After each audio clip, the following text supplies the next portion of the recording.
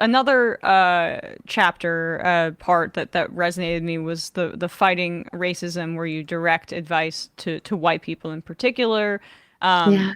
learning to own the impact of white supremacy, doing anti-racist work without it being self-serving. These are some of the advice that's some of the advice that you give. But I Yeah. was really the specific section that you carve out for Jewish Americans.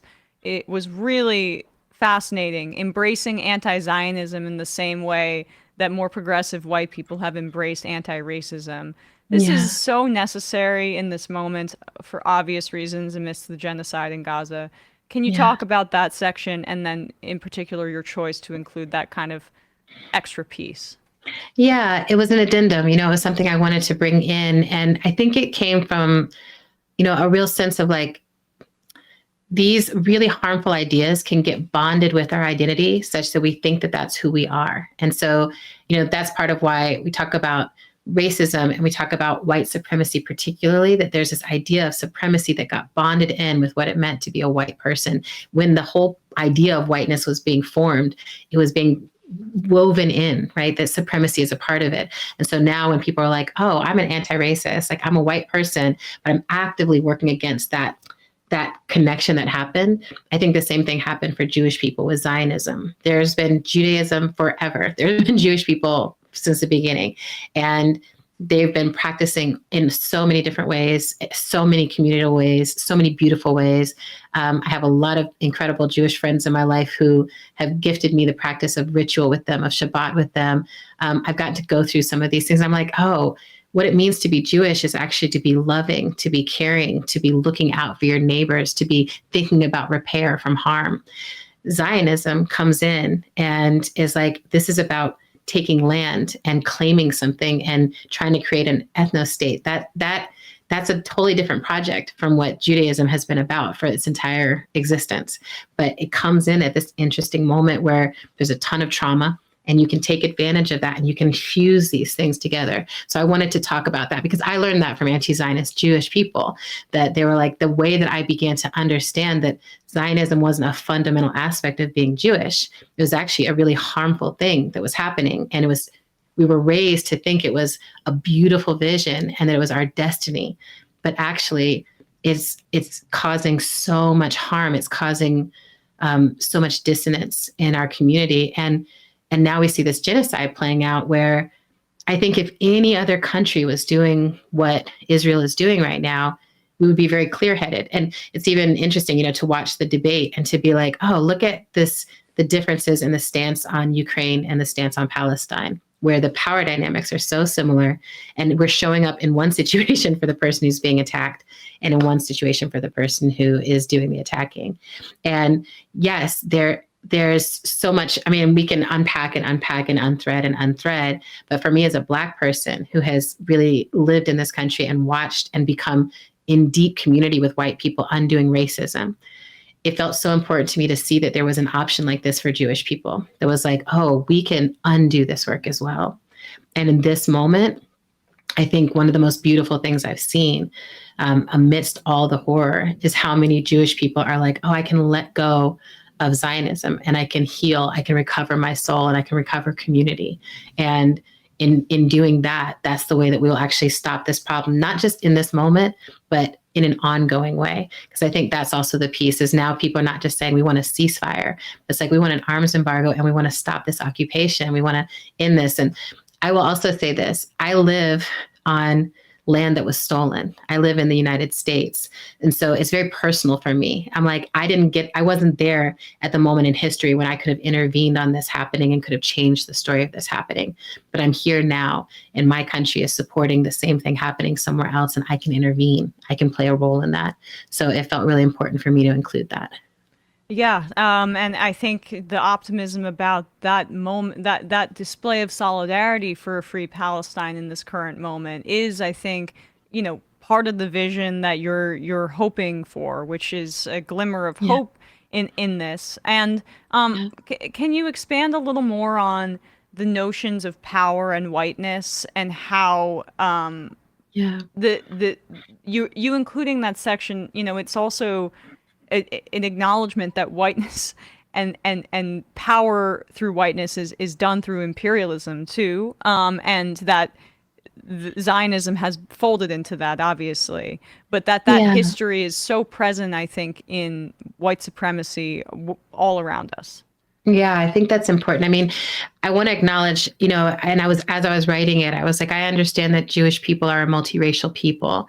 And then I also understand, and what I see, the visual of what's happening between Israel and Palestine is very much that Israel has, in part of its development, really drawn in white Jewishness and really created a space of whiteness for Jewish people. And if you study American history, you see how whiteness developed and how it has claimed one people at a time, right? It's like, okay, we're starting off with these British people, these French people. Okay, now, all right, Italians, okay, Irish people, like y'all can be down.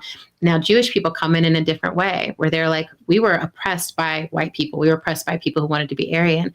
So the journey from going from that to being in a space where you're like, mostly in the US, when we were moving through the world, we're identified as white people. We're seen as white people. And it gives us a different kind of access and a different kind of power than brown people have. And when I speak with anti-Zionist Jewish people, they're like, I can see that, I can understand that, I can acknowledge that, and then I can take responsibility for it. I think that's part of what we're seeing play out internationally now, is that we're looking at the Middle East and we're partnering with people who have the whitest looking leadership, people who would come to this country and be acknowledged as white people. We're being like, that's where we're going to pour our energy and attention. That's who we're going to call our ally. That's who we're going to call our friend. The people who will serve Western interest in this part of the world. It's deep. And the other piece of this, I think that we have to bring in is we're in a, it was 9/11 yesterday. It was like, we're in a long arc in the US with our Islamophobia, with our anti-Arab sentiment, with our racism against people from that part of the world. So these things are all tied in, right? And one of the things I keep trying to do is like pull them apart just enough so we can look at them clearly and be like, oh, we were told to see these people as untrustworthy, as terrorist, as violent. We were told that. As a Black person, I'm like, I've been on the other end of that same kind of storytelling where all of my people are something and all of us deserve some kind of punishment, and all of the white people are innocent and all of them are victims and all of them deserve protection. And once you start to see it, you can't unsee it, right? This They book, deploy the the same ideas, tropes, it's sexual exactly the same violence. tropes. Yep. Yeah, Yeah. and it's sexual violence, but it's also like the story only gets told one way, right? Hmm. I mean, I think it was so interesting in the debate when Kamala was like, well, look at where all this started, October 7th. And I was like, oh, that's such, that's a very Western way to tell that story, right? Yep. To say, oh, and again, because it's the same thing that happened with 9/11, where it's like, oh, this just happened to us out of the blue, out of nowhere. We have no idea why it happened. Instead of saying, what are the conditions that are being created around the world that would make people want to do this, right?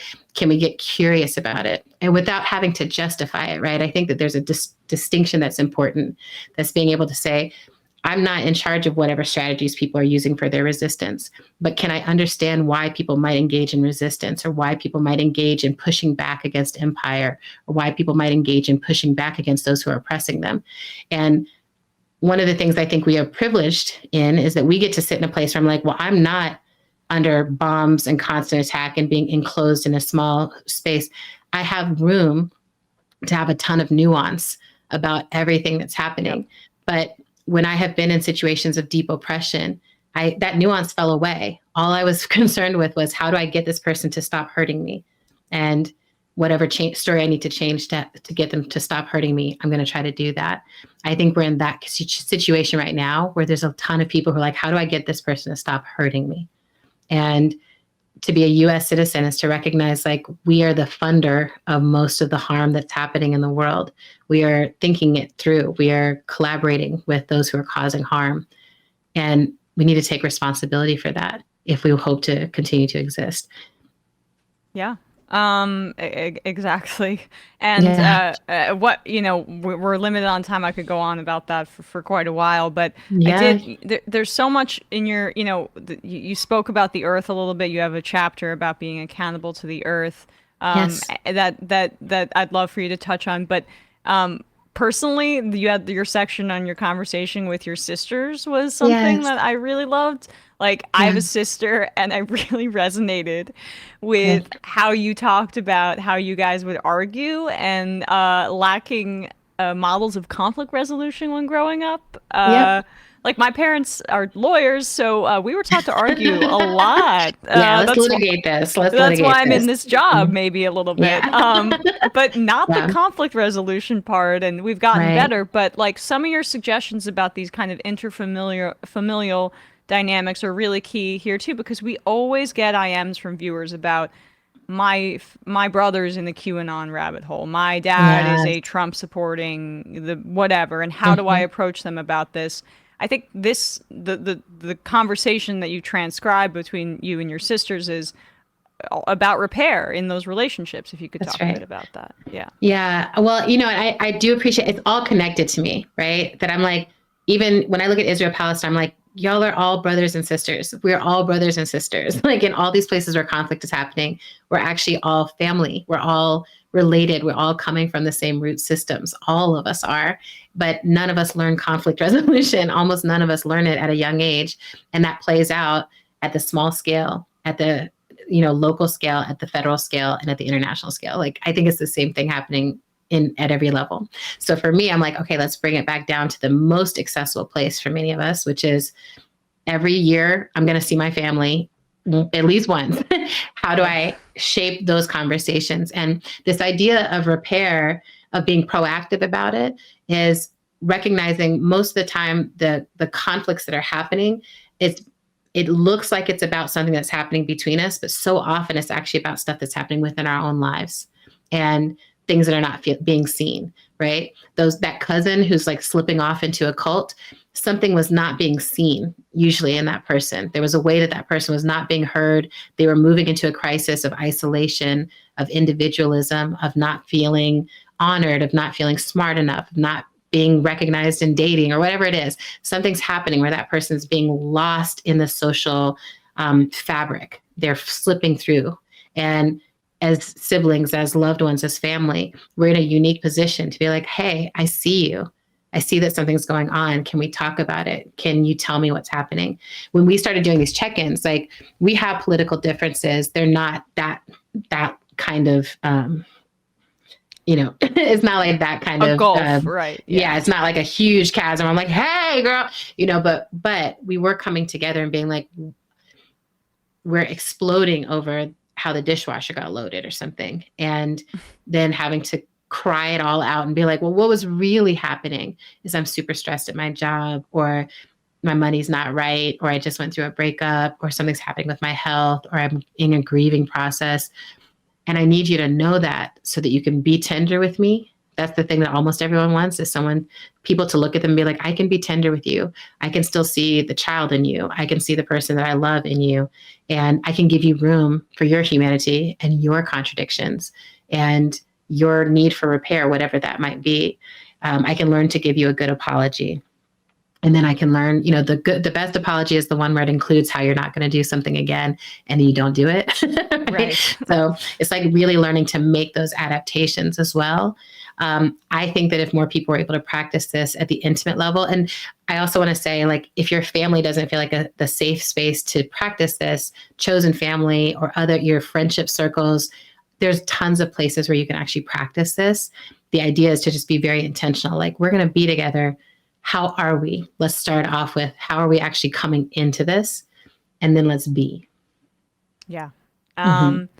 Very, very, very well said and beautiful message. Honestly, I really hope people take the lessons from this. And there's so many more essays in here that we didn't have time to get to, but that's why you should be buying the book. That's the point of this. So the book is called Loving Corrections. Yeah. We'll put a link to that in the description wherever people are listening to or watching this.